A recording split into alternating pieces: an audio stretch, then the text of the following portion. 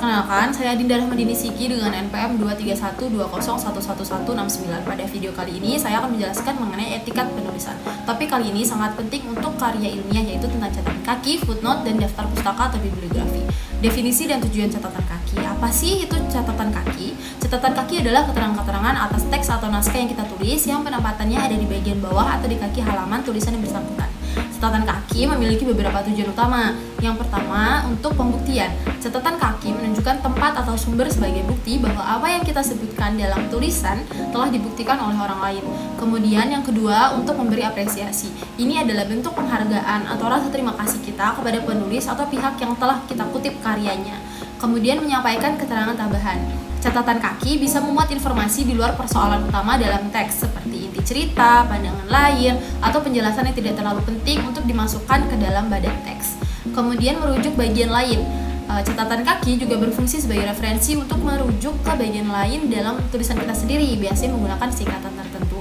Secara umum, catatan kaki dibagi menjadi 3 macam. Yang pertama, sumber referensi, yang kedua catatan penjelas, atau gabungan dari keduanya. Aturan penulisan catatan kaki. Ada beberapa aturan dasar dalam penulisan catatan kaki, yaitu catatan kaki harus dipisahkan dengan jarak 3 spasi dari naskah di halaman yang sama.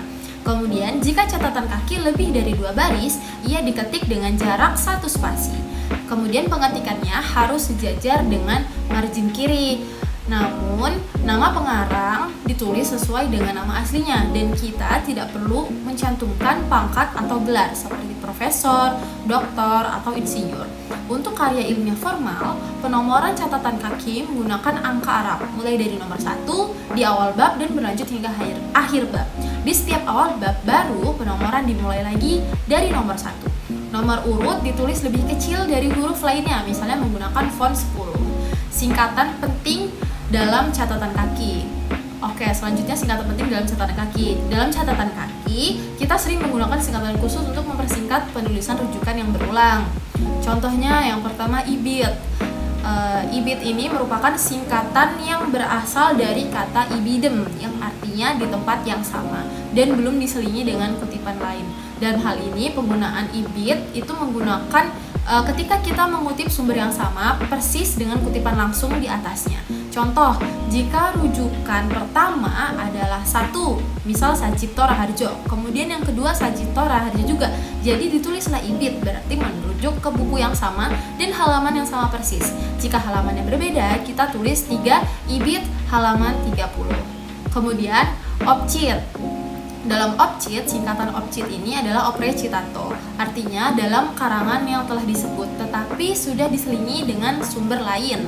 Penggunaan OPCIT itu digunakan ketika mengutip kembali sumber yang sama tetapi tidak langsung di atasnya karena sudah diselingi oleh sumber lain.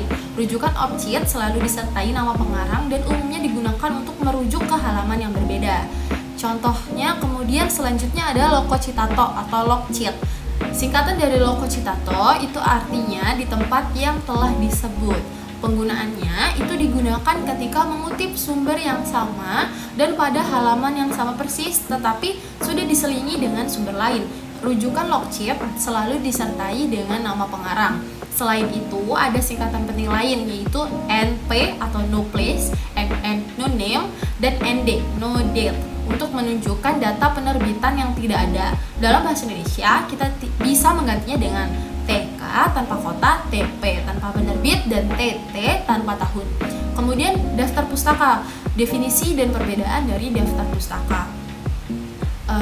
Daftar pustaka adalah daftar yang berisi semua sumber bacaan seperti buku, jurnal, peraturan perundang-undangan, atau situs web yang dirujuk atau dikutip dalam seluruh karya tulis ilmiah kita.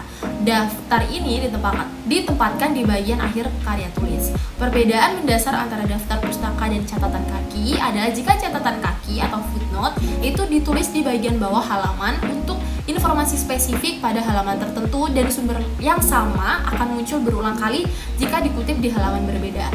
Sedangkan daftar pustaka itu ditulis sekali saja di akhir karya tulis, berisi semua sumber yang dikutip dalam seluruh naskah dan disusun secara alfabetis tanpa nomor. Kemudian aturan penulisan daftar pustaka. Aturan formatnya sedikit berbeda dari catatan kaki, khususnya dalam urutan elemen. yaitu daftar pustaka disusun secara alfabetis.